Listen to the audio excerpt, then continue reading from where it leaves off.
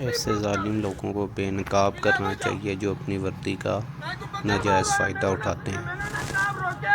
मैं रुके नहीं, मेरे मगर गड्डी लाग गड्डी मेरी थाने मैनू अंदर बिला वजह चल थाने इधर वेखा मुंह दा वेख पहले समझ आई मैनू मारदा मेरे चंडा मैनू मारया ਇਹ ਤੁਹਾਡੇ ਮੂੰਹ ਥੱਪੜ ਮਾਰੇ ਨੇ हां जी मार के मैनू थाने बिला वजह जावे ने ਇਹ ਕੀ ਨਾਂ ਹੈ ਭਾਈ ਦਾ ਕੀ ਨਾਂ ਹੈ ਜੀ ਤੁਹਾਡਾ ਕੋਈ ਕਿਸੇ ਨੂੰ ਮਾਰਿਆ ਨਹੀਂ। ਅੱਛਾ ਇਸ आ ਗੱਲ लोग ਦੀ ਗੱਲ ਮੇਰੀ ਗੱਲ ਸੁਣ किसी को बोले कि मैनू मारया या नहीं मारया ਇਹਦੀ ਗੱਡੀ ਅਸਾਂ ਰੋਕੀ ਏ।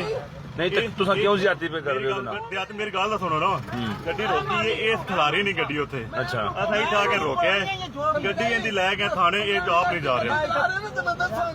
ਤਮਾਸ਼ਾ ਲਾ ਰਿਹਾ ਵਿਛਾ ਦੇਣਾ ਉਹਨਾਂ ਦਾ ਮਤਾਲਬਾ ਮੈਂ ਤੈਨੂੰ ਵਿਛਾ ਦਿਆਂ ਤਾਂ ਗੱਲ ਕੀਤੀ ਕਿਉਂ ਵਿਛਾ ਦੇਣਾ ਫੜ ਫੜ ਕੇ ਪਾਸ ਕਰਨਾ ਭੈਣ ਚੋਦਾ ਮਾਰ ਛੜੂੰਦੇ ਅਸੀਂ ਜਾ ਜੀ ਮਾਰੋ ਕੋਈ ਗੱਲ ਇਹ ਬਾਈ ਕੌਣ ਹੈ? ਇਹ ਕੌਣ ਹੈ? ਨਾਲ ਦੇ ਗਾਉਂ ਦੇ ਰਸ਼ੀ ਨੇ ਬਸ ਅੱਛਾ ਇਹ ਜ਼ਿਆਦਤੀ ਕਰ ਰਿਹਾ ਜਿਹੜਾ ਡਰਾਈਵਰ ਹੈ। ਐਵੇਂ ਬੁਲਾ ਵਜਾ ਸਾਖਿਆ ਇਹਨੂੰ ਕੁਝ ਵੀ ਨਹੀਂ ਇਹਨੂੰ ਕੀ ਆਖਿਆ। ਆਖਣਾ ਇਹਨੂੰ ਕੀ ਆਖਣਾ ਇਹਨਾਂ ਮੈਨੂੰ ਚੱਟਾ ਕਿਉਂ ਮਾਰੇ ਇਹਨਾਂ ਦਾ ਮੈਂ ਕੀ ਗੁਨਾਹ ਨਹੀਂ ਤੁਹਾਡਾ ਤੇ ਨਹੀਂ ਨਾ ਹੱਕ ਮੈਂ ਇਹਨੂੰ ਮੈਂ ਬਦਤਮੀਜ਼ੀ ਪਿਆ ਕਰਦਾ ਮੈਂ ਕਿਹਾ ਨਾਲ ਤੂੰ ਬਹਿ ਜਾ ਇੰਨੀ ਗੱਲ ਕੀਤੀ ਸੀ ਹੱਥ ਵੀ ਨਹੀਂ ਲਾਇਆ। ਇਹਨੂੰ ਕਿਸੇ ਹੱਥ ਵੀ ਨਹੀਂ ਲਾਇਆ ਬਦਮਾਸ਼ ਬਣਦਾ ਆ ਯਾਰ ਚਾਟਾਂ ਵਜੀਆਂ ਨੇ ਵੇਖੋ ਮੈਂ ਮਾਰ ਗਿਆ ਨੇ ਖੁਦ ਮੈਂ ਖੁਦ ਮਾਰ ਰਿਹਾ ਇਹਨਾਂ ਨਹੀਂ ਮੈਨੂੰ ਕੁਛ ਸਮਝ ਆਈ ਇਹਨਾਂ ਬੜਾ ਮਾਰਿਆ ਏ। ਤੇ ਮੈਂ ਨਾ ਕੋਈ ਗੱਲ ਨਹੀਂ ਮੇਰੀ ਮਾਂ ਦਾ ਬੋਲ ਪੁੱਛੀ ਸਮਝ ਲੇਕਿਨ ਪੁਲਿਸ ਗਲਤ ਕਰ ਰਹੀ ਹੈ ਗਲਤ ਕਰ ਰਹੀ ਹੈ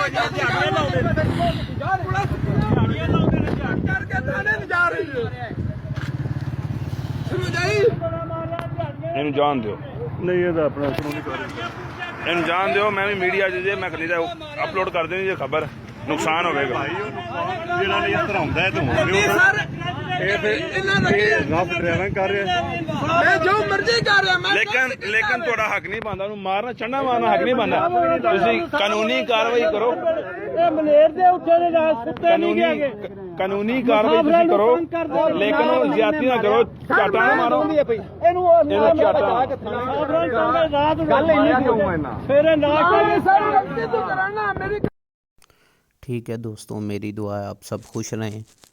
मेरे चैनल को लाइक करें, सब्सक्राइब करें और बेल आइकन दबा दें ताकि मेरी जितनी भी मज़ीद वीडियोज़ हों आप तक पहुंच सकें। तब तक के लिए अल्लाह हाफिज़।